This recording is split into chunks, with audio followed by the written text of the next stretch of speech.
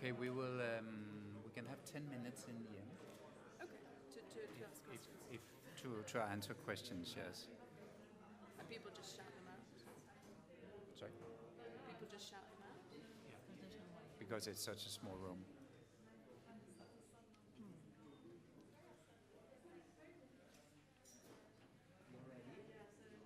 Yeah. If you're ready, 1 minute, and we start with the directory. With who? With the streaming. Yeah. In 1 minute, okay? Okay.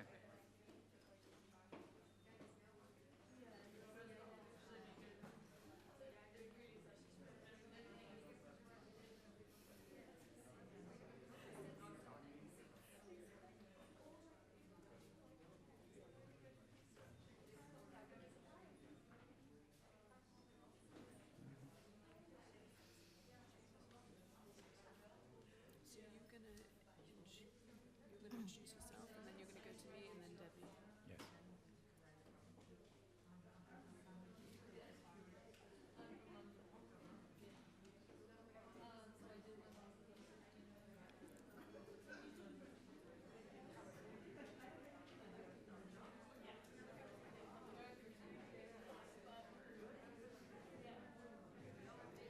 Maybe wait, please.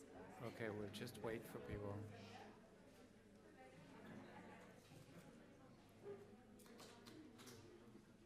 There are some seats up here.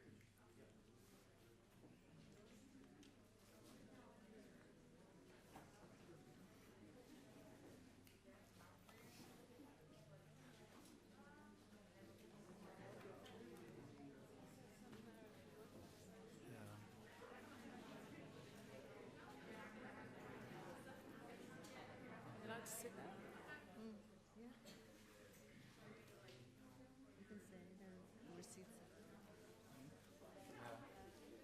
Yeah, we also have some seats, a couple of seats out there. If we have more people who want to sit down. Okay. I think you can set this up now. So let's start. Yes. Okay. We will. Good morning, everyone, and thank you very much for so many people showing up to this session. We're talking about is it kind of a clickbait that we have brought up to talk about sex and violence as the only ones here, and we will guarantee you we are going to talk about sex and violence, and that's going to take a little time, but we will get there, so it's not just clickbait. So welcome everyone. I am from International Media Support, where I work as an advisor, and I'll be introducing the others, but just give you a little bit about why and what it is that we are doing. We are a Danish-based organization that works to promote media freedom and to promote good journalism and safety for journalism in 5 continents. We have been growing over the years, and we work both in Asia, in Africa, in the Middle East, and we also work in Eastern Europe very much at the moment, and a bit in Latin America. And what we work on is actually to professionalize the media, independent media, especially in those regions. And we also work a lot, as all of you are probably aware of, there are more and more restrictions. The space is shrinking, like we say, for free words. And therefore we are also working a lot, and I will be in touch with our partners on how to do this in a more innovative way, because we actually need to find a way.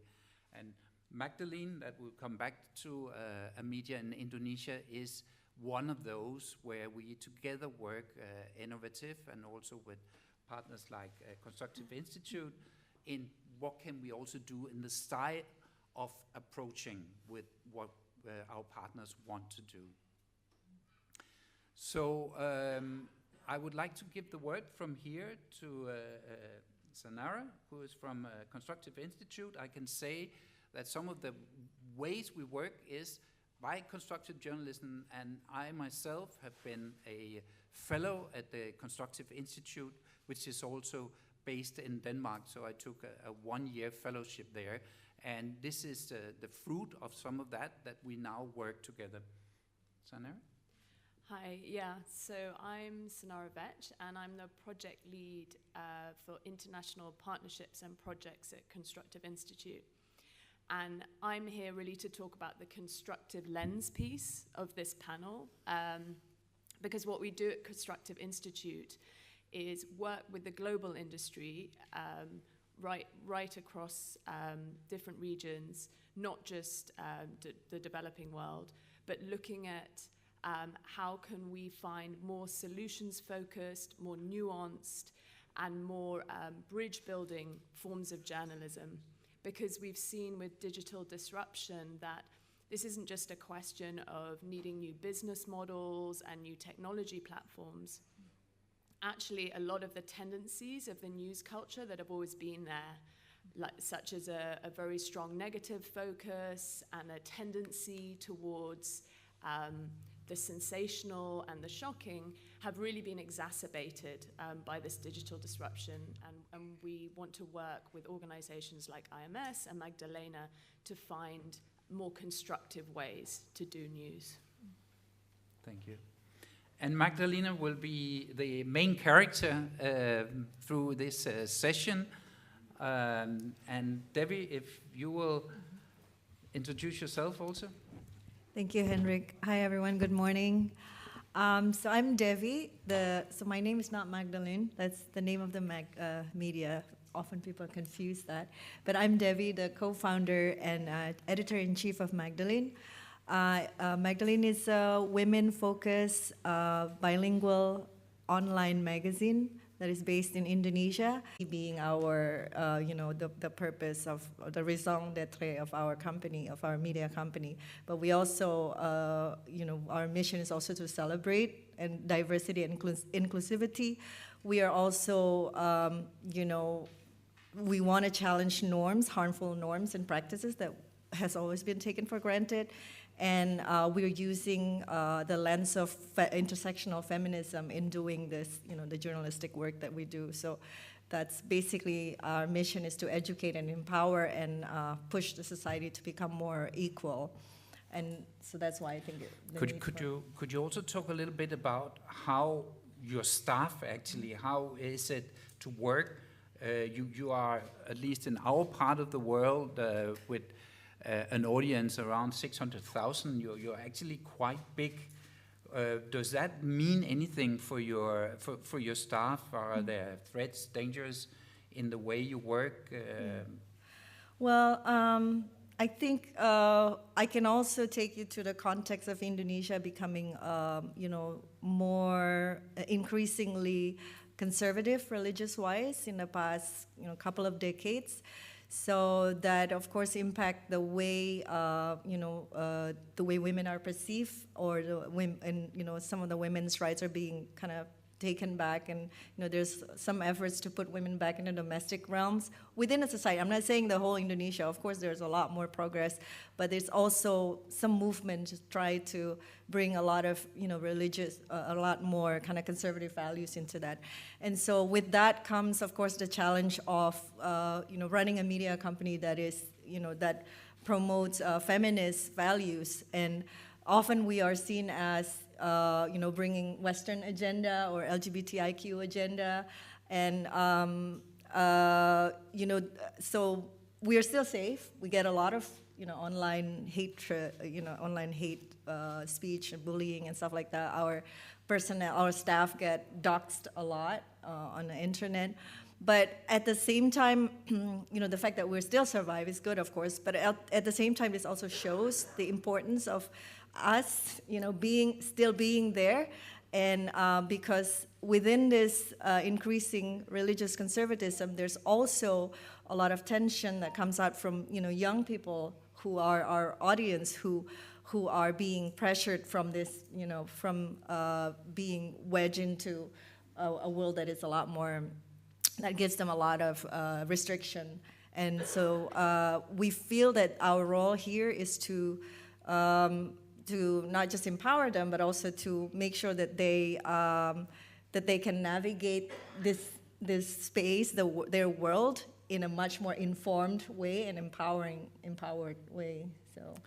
Yeah, and still it was clear that you could not just stand up and say what you wanted to say. So you had to be looking, like you have mentioned it yourself, more for a solution-driven way of actually reporting. And that was when we got together, we said, okay, we are supporting from IMS, supporting Magdalene, but how can we do that in a more innovative way? What is it that we can add to that? And this was, so you came and you asked for that, and that was when we then teamed up with Constructive Institute, and where you also came in, so we did that together. And maybe you should then go through how the way to work constructive actually is. Sure. So as I said, thank you. I'm here to talk about this constructive lens piece. So Devi's talking about these issues of sex and violence, but how do you cover them in a way that does empower the readers and doesn't leave them feeling hopeless and overwhelmed by the challenges that there are? And we call this constructive journalism.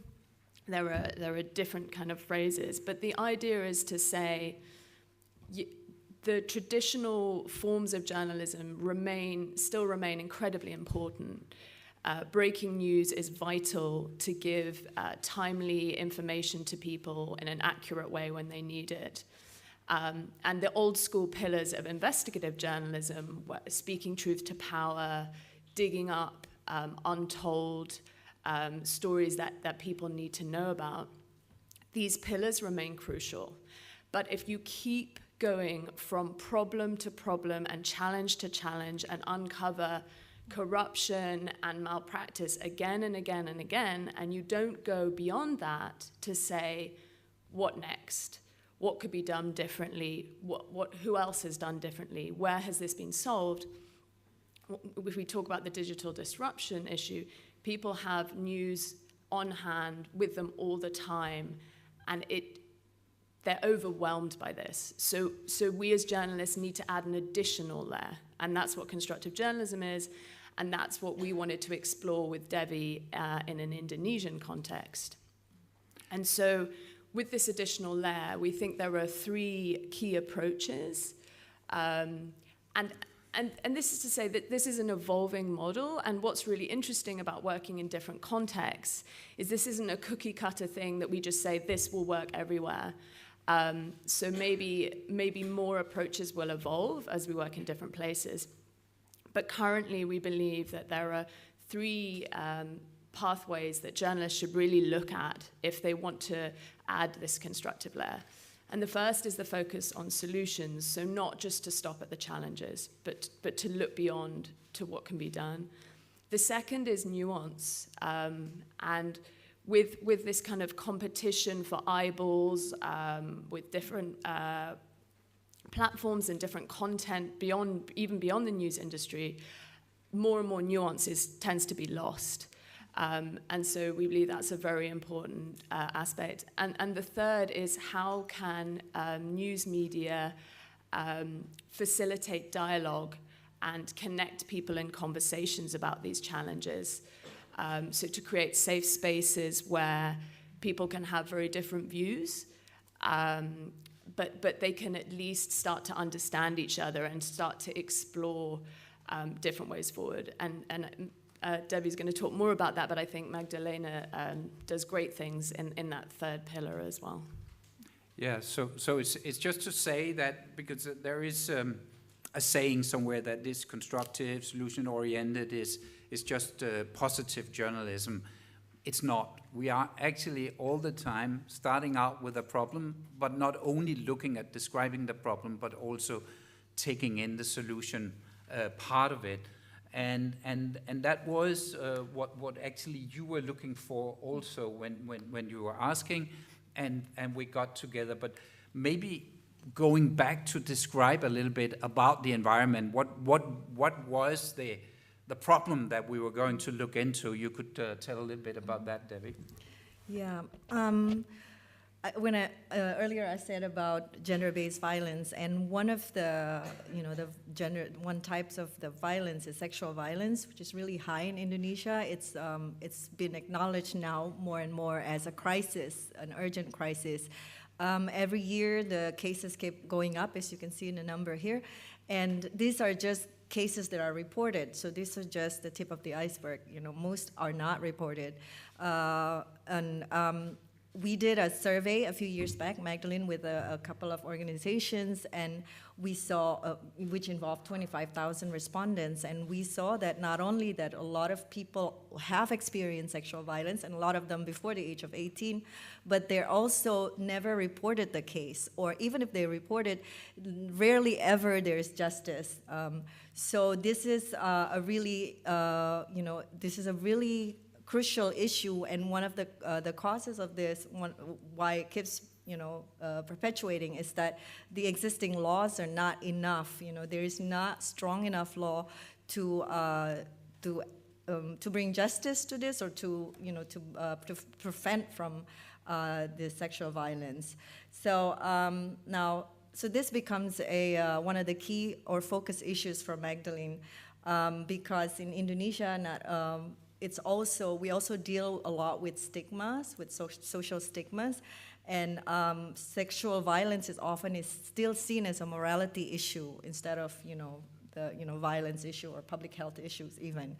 And there's a lot of misinformation that is going around. There's a very aggressive spread of narratives against efforts to come up with initiatives to end this, including the introduction of the anti-sexual violence bill, which is often painted as a Western liberal agenda.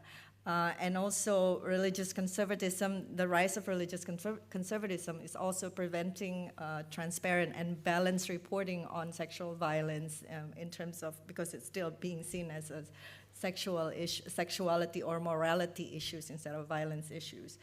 I want to show you the next slide, which is one of the problems as well, that this woman is a commissioner of the National Commission for Child Protection, which is a very important commission to prevent sexual violence, one of them against children. And she, when I talk about misinformation, this is one of the things that happened, is that she made a comment about, people can get pregnant out of just being in the same swimming pool with men, and she's a very educated person. I think she has graduate degrees and all that, but it still doesn't prevent her from spreading narratives like that.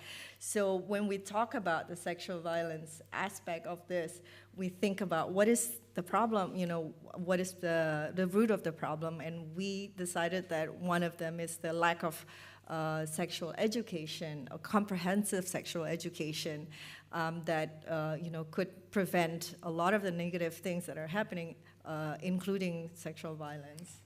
Yeah, maybe you can talk a little bit more also about how the law is in Indonesia today for sex education. So there's no, right now, there are no sexual education in terms of, the comprehensive, when we talk about not just the reproductive system, but also the sexuality part. Schools teach the reproductive parts, and nobody, of course, talks about sexuality because, of course, it's a morality issue, and it's seen as, promoting, premarital sex. And so it just, it leaves the young people with this vacuum of, information on sexuality, and often that, this affects, like as I put this here, like not only your typical, spread of STDs and stuff, but also, and teen pregnancy, but also sexual violence and school dropout because of, teen pregnancy and violence, relational violence, or violence within a romantic relationship. So I think that's, basically Yeah. we don't have.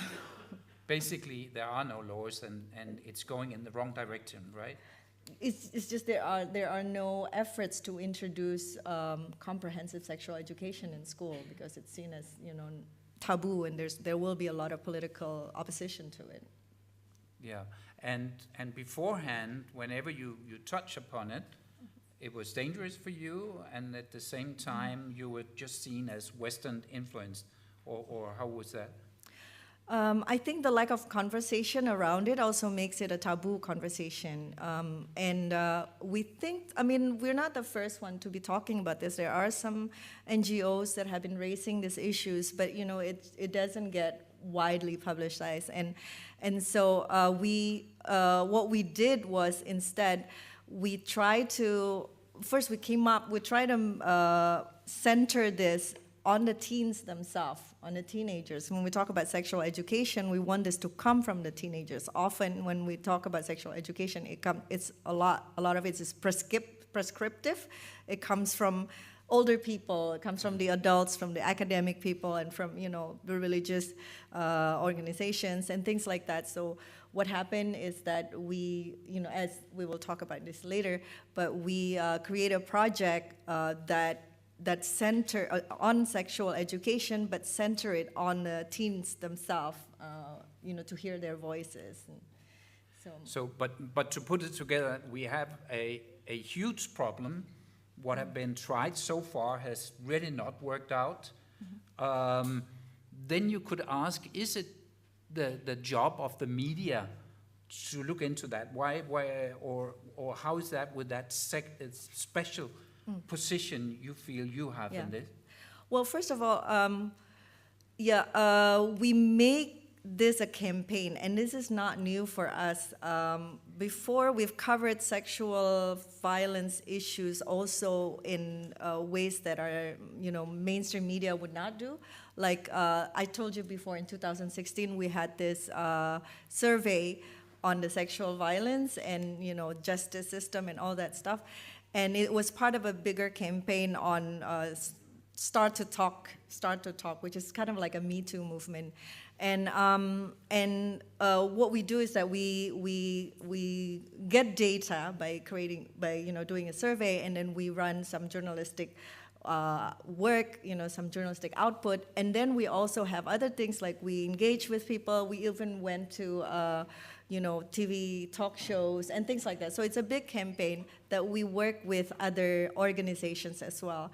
And then a couple of years ago also, during the pandemic, when we heard that there is an increasing number of women being in domestic violence or experiencing domestic violence, we came up with this initiative of Safe Space, to not only cover all aspects of violence against women during the pandemic era, but also to provide database for them to get you know, service providers, which is not very integrated in Indonesia. And so this is the kind of things that we do beyond just, you know, doing journalistic work, you know, creating articles or other things, but we also try to see, like, how can we come up with solution or offer solution or point people to the right direction for solutions. That was before we met you guys, of course. We kind of did this instinctively. Yeah, so you were already on this solution wagon, you could sort say. Of path, yeah.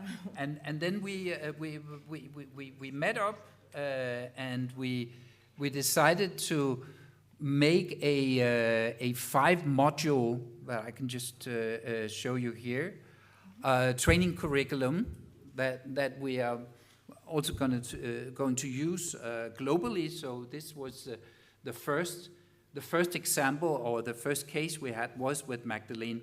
So we had some clear problems to be up against, and we have a way from the Constructive Institute on how to actually change the way of thinking. The great thing here was that you as a whole team were involved with this. Other places you get one journalist from a media who then come back and sort of act like the Trojan horse and tell from inside what to do. That is one way of doing it. But here, where we could work with the media, both in terms of engagement with the journalists and so on, we felt that we had a big playground. Can you say some more on how we did that? Yeah, definitely. And I think what was really important for us wasn't to just come in, show a few kind of approaches and formats and say, okay, great, you're a constructive news media now, but really think about once everyone in Devi's team, from the graphic designers to the engagement team, she's got a great social media team, to the feature writers, to Devi herself, once there was an understanding of the different approaches there, what did that mean for Magdalene itself? Magdalene. For it, and how would these approaches work best? So, although we're talking about a sexual education project and campaign, which we think was great and very thorough, what was really important was to think about how these elements and ideas and news culture would be there sustainable within Magdalene. And so that's what we focused on a lot. And then what was really exciting for us was that the team was also interested in training up other Indonesian journalists. So we did a program where not only was this is what constructive journalism is, but this is what it could mean for your organization and be sustained.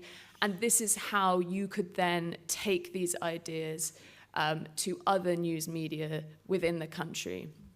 And that's particularly interesting for us because there are all these elements of news culture and news ideas in countries like Indonesia that we don't necessarily know about. So if we can work with news media who want to train themselves, it's much more effective. And these are very flexible approaches, so maybe certain issues that we think about just won't work in an Indonesian context. And so that's what this 5-part module meant for us. And we're almost, I wouldn't say we're in the middle of it, but we're definitely at the beginning of the training of trainers piece and how that will unfold. But maybe we can go through the modules. Sure. If we get the PowerPoint, please.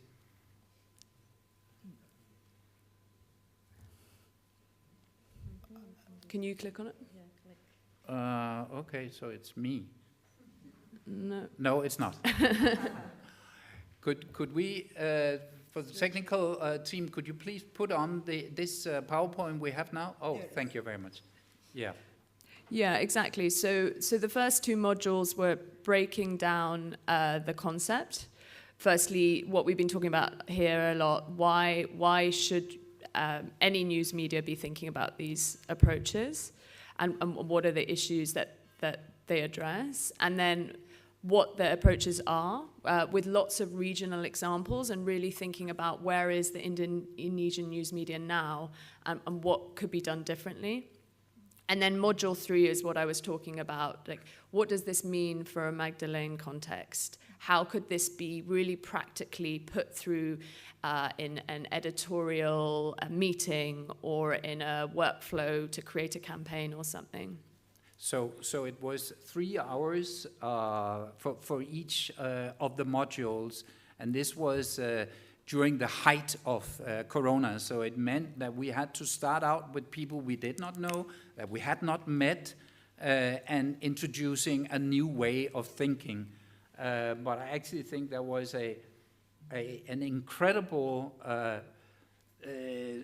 appetite for learning and for taking these new ways in from your team's side.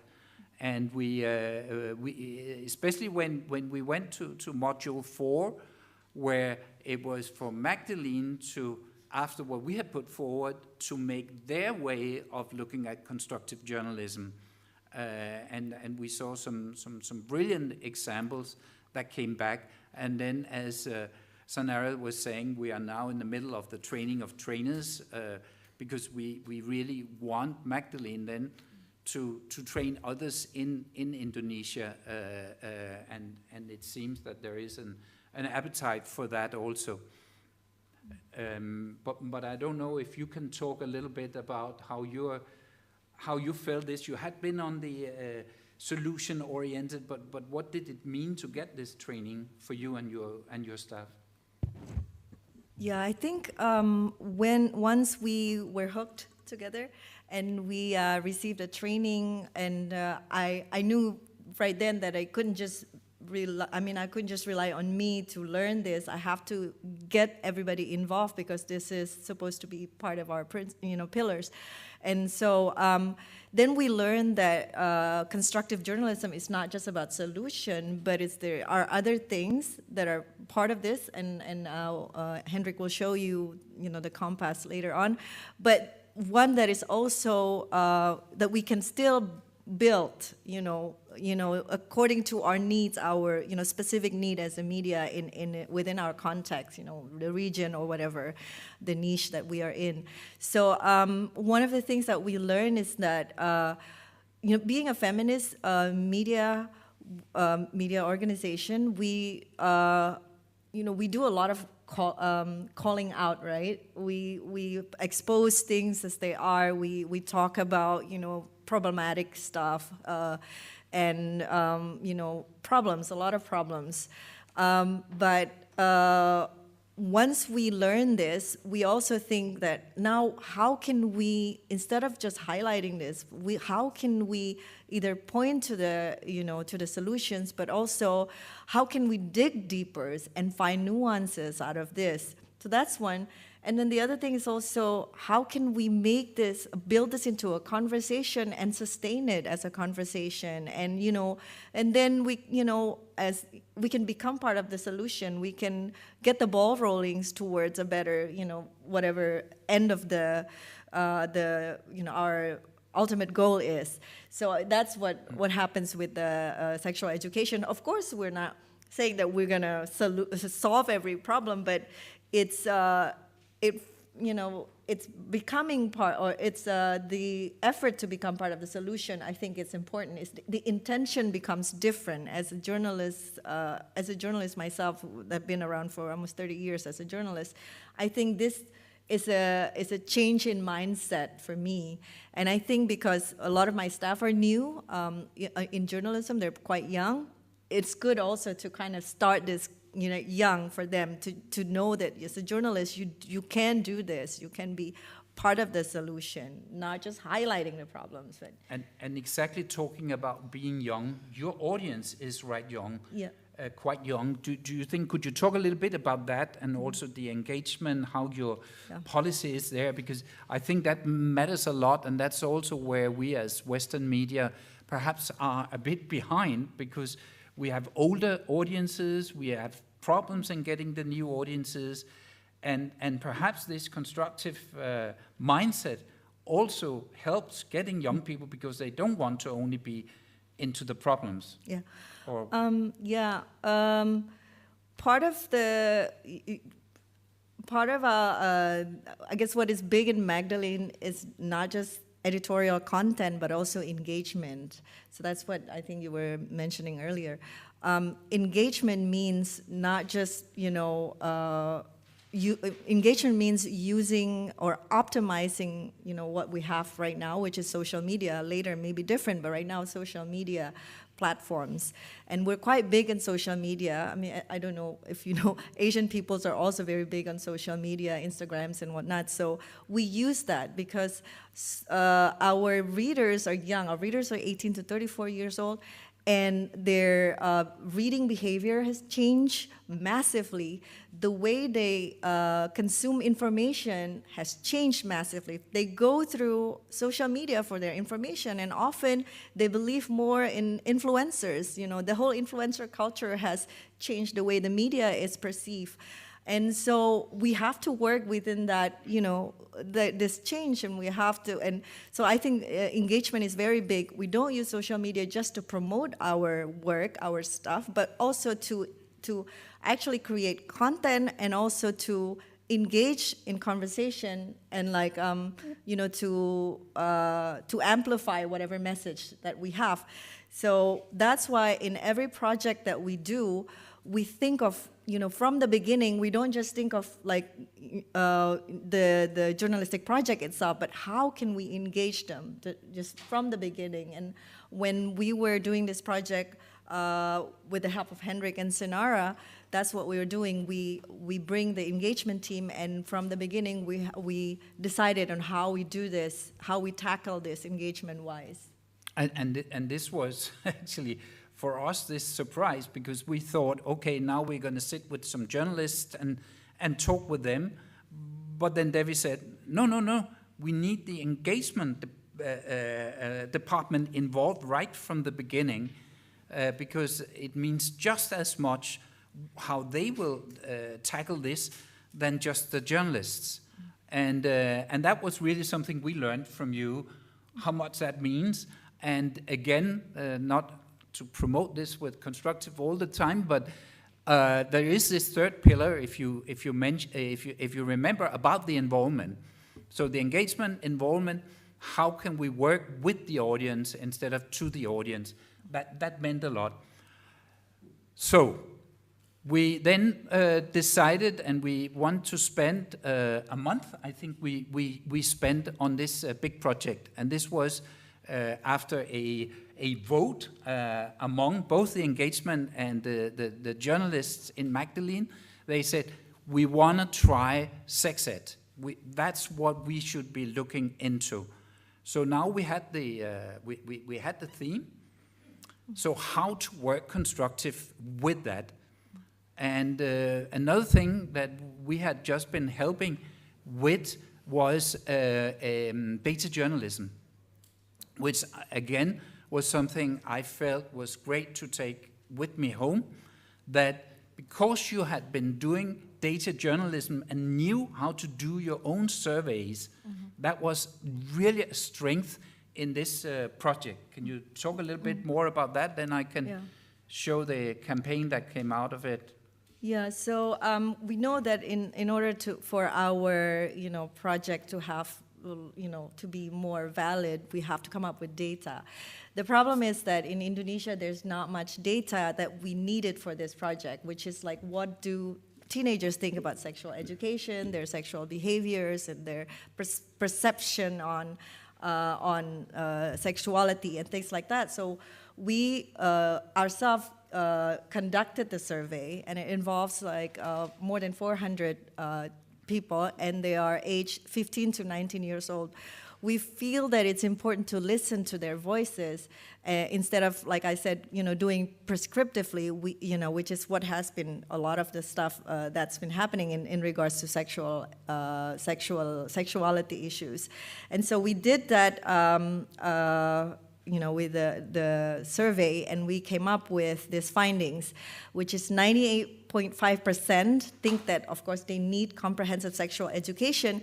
And despite the fact that they are not actually engaged in sexual activities at the moment of the survey, and also that they don't plan to have to be sexually active before marriage, but they still feel the need to have a sexual education, a comprehensive sexual education.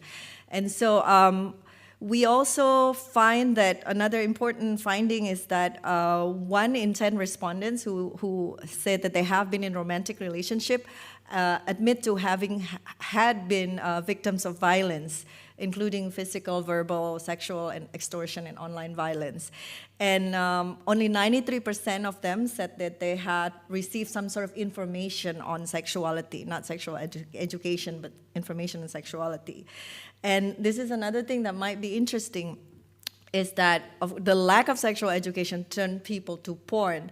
So a lot of our respondents say that they they go to porn for educational purpose, and of course this has various implications, right? The way they perceive sexuality and also relationship and things like that. So yeah, so there's a lot of stuff that we get out of the survey. We also, you know, we get sexual behaviors of these young people and their perception as well, and knowledge as well on sexuality. In general, they know the basic of, you know, sexuality and reproductive system, but there's also some stuff that we think they would have answered correctly if they had been exposed to comprehensive sexual education. So. And then there were still some taboos, because I remember when we did the training, and then it was about, okay, we can do this about porn, we can do this about violence and so on. And then I was asking, but what about females who actually like sex and get something out of it? And then your people say, no, that's a no-go. Don't talk about that. Sexual behavior is there for the man. So that was like where we crashed into this again, the cultural limit. Yeah, I wouldn't put it that way. I think what happens is that in Indonesia itself, sexuality has always been, you know, it's more permitted for men to engage in the conversation or to be open about it, rather than women.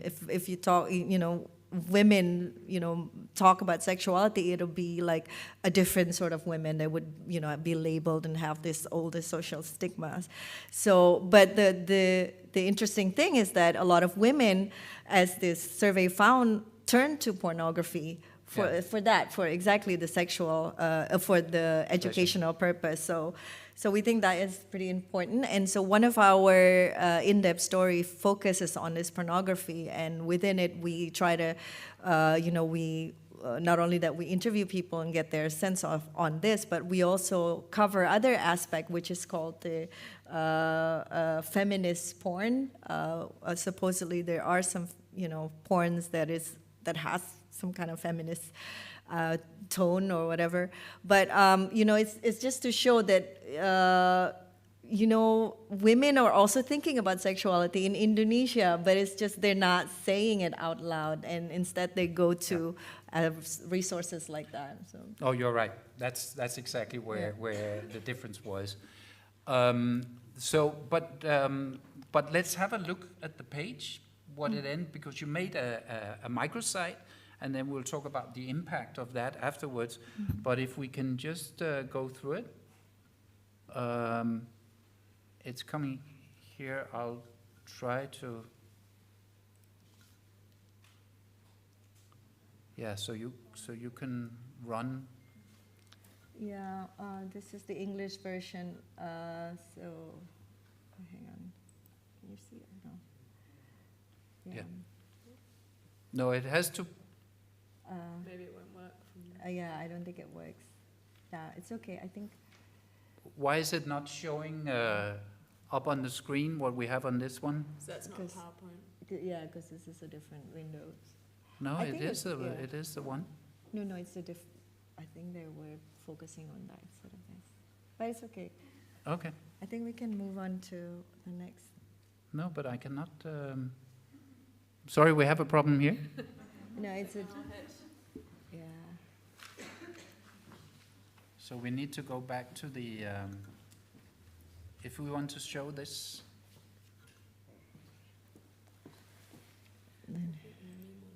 Yeah. Yeah. So in addition to the microsite, where we put all this findings and you know, the in-depth stories, we also do other engagement stuff.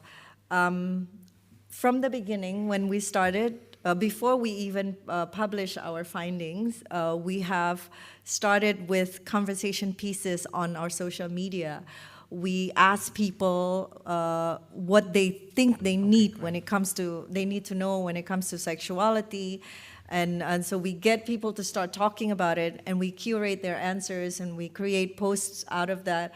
And we also create quizzes, which sounds kind of girlish, but it's also very effective to get people, and it's very shareable and viral. So we get thousands of people doing that quiz on sexuality.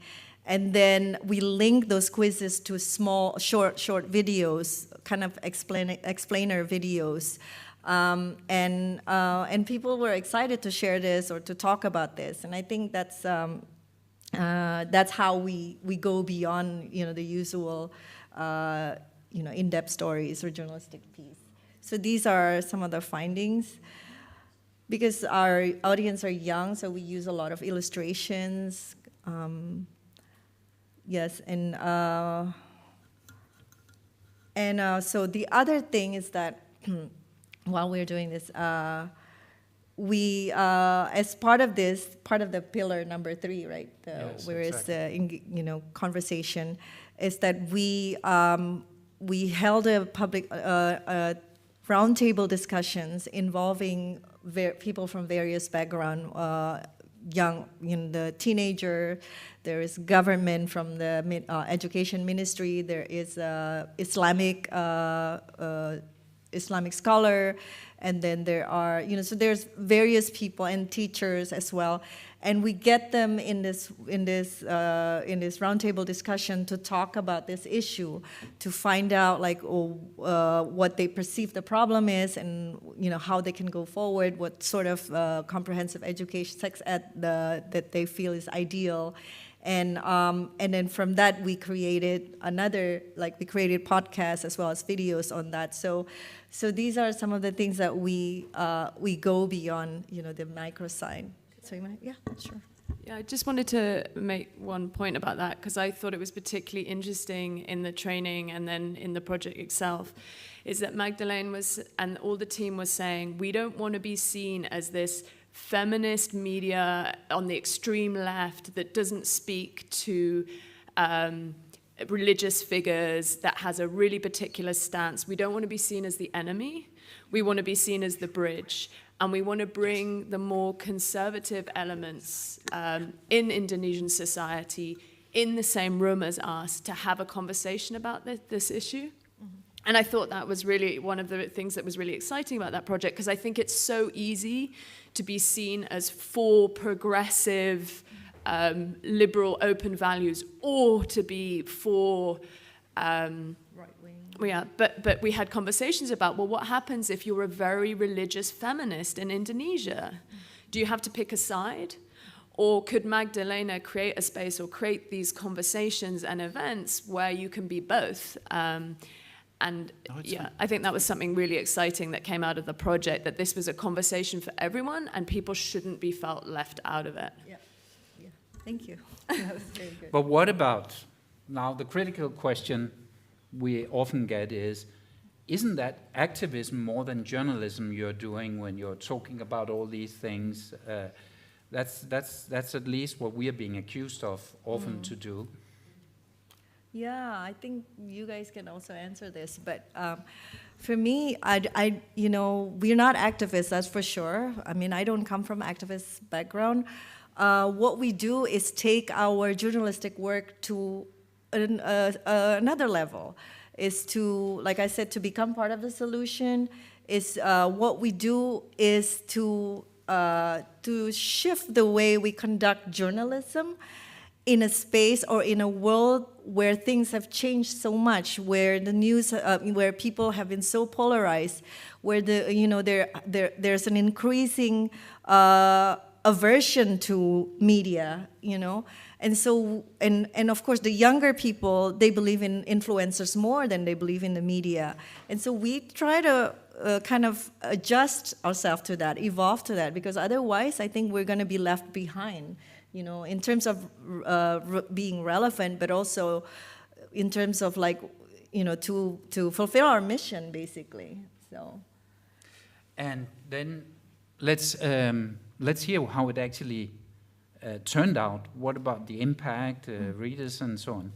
Yeah, well, I think it's we're still, like I said, we're still a small media, but we have quite good readability. Within a month, we have 16,000 page views, and we have, I think, hundreds of thousands of reach and engagement on social media itself because of the different stuff that we're doing, and podcast download and things like that. But the important thing, I think, is that we give space for people to talk about this in a healthy manner, in a healthy discussion, and also to uncover or to unpack some of the things that is part of this when we talk about sex ed. It's not just talking about sexuality, but also talking about the implication of not having one, of other things such as violence, sexual violence, and things like that. So I think, of course, the long-term impact is yet to be seen, but but it's just that it also gives us a feedback for the way we're going to go forward from there, like how we can conduct ourselves, with future projects and things like that. Great. I just want to show you here one of the tools that we're working with. So that's when we did that, each story, we had this rule that at least 2 of these things should be there. It should be either critical, solution-oriented, involving the audience, and be nuanced. At least 2 of those things should come up in a story. Otherwise, it should not be in there. And then we call that the compass. And then Magdalene, you went in when you saw that compass.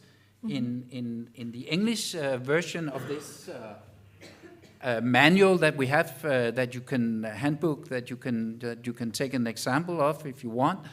Then you put in for the Indonesian one extra element, and why was that? Yeah, we put in listen in addition to those 4 items. Because, like I said, when we think about us as a media organization, we want to reflect, we want to be the mirror of society as well, and for that we have to listen to them. We have to listen to them to help inform us in how we approach our journalistic work, in how we communicate, and how we create our messaging. And if not, it's just going to be a one-way street, And I think, like being a new type of media that we were talking about earlier, listening is a really important part of this. Yeah. So, do you want to add to that or something? No, I just think it's a great example that these things aren't rigid, and the team felt that constructive compass might be useful, but it was incomplete. And so it's a constantly evolving conversation about what the journalist needs, and it's not a rigid set of tools that must be followed. And I think Magdalena really kind of took on these things on board and knew what worked for them and just what didn't. And that's what we were looking for. Great. We have a copy of, because we also made this manual into Indonesian, or you did it, made your version of it that you can see, and then we have a Danish-made one that we did originally, and this is also being translated into Arabic now. So it's about spreading it.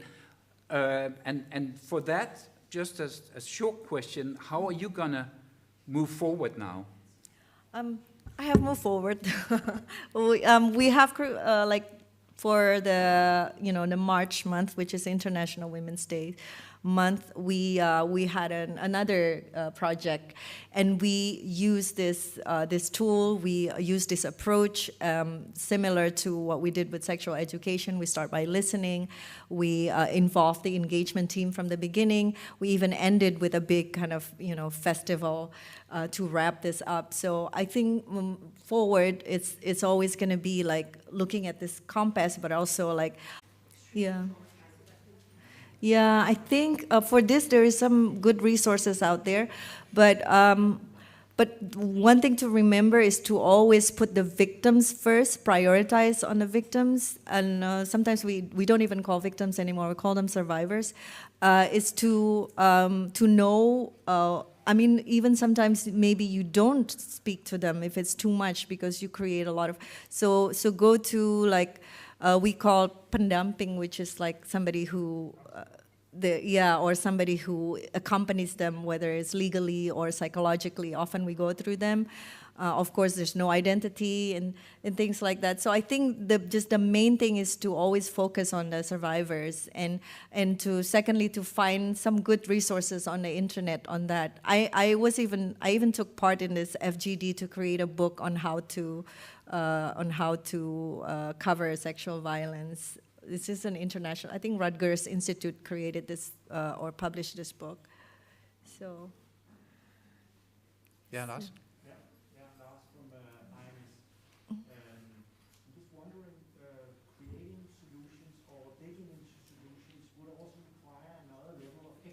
Oh, yeah. And it's nice to know how you cope with that. Yeah. And also, do you collaborate with any NGOs or CSOs in this regard? Yeah, thank you. Yes, of course, we are very aware of that. And so that's why I don't think we provide solutions most of the time. Most of the time, we just direct people to the existing solutions or the possible solutions. And so our staff, we're very short staff. Our staff are journalists or writers and journalists and researchers and whatnot. And so they don't have the expertise, of course, issue-wise. But oftentimes, like you said, we do work with or collaborate with organizations or with some experts. Like for the sex ed, we collaborated with somebody who is in the space of sexual reproductive health rights. And she helped us with creating the questions for the surveys and things like that. So I think it's important to be aware of your shortcomings, of course, and to work with the right people, to partner with the right groups or organizations or people. Okay. Yep. One more. Just one question. Did you get any feedback from public institutions? How ministry or people who Yeah. have done better sexual Yeah. education better? Yeah. Yeah, exactly. We invited them for our talk, and a couple of people from the government attended, quite high-ranking officials. But, we haven't got really like direct feedback. But I think, it's just the way the politics work in Indonesia. But I think little by little, with this project like this, where we get a lot of kind of eyeballs and a lot,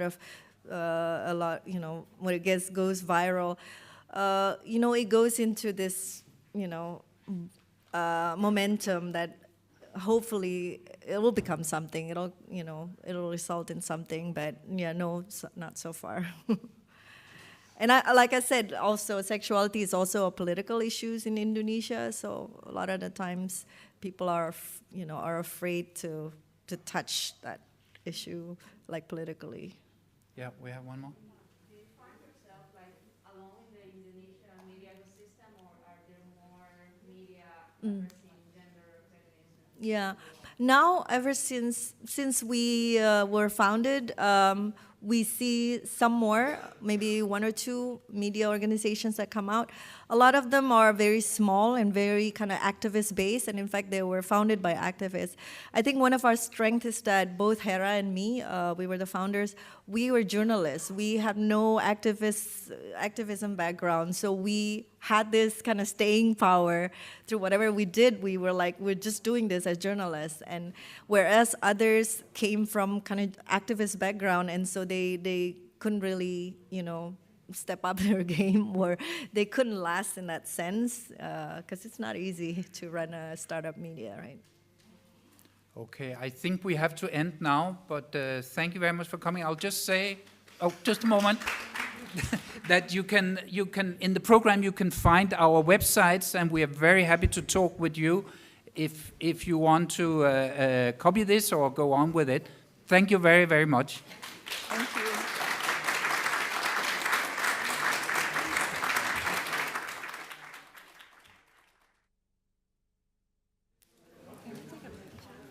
Sure. Take it. You like it? Great. Sure. Can I take a Thank you picture very much. first here? It's the one I promised you, actually. Mobil fotoin.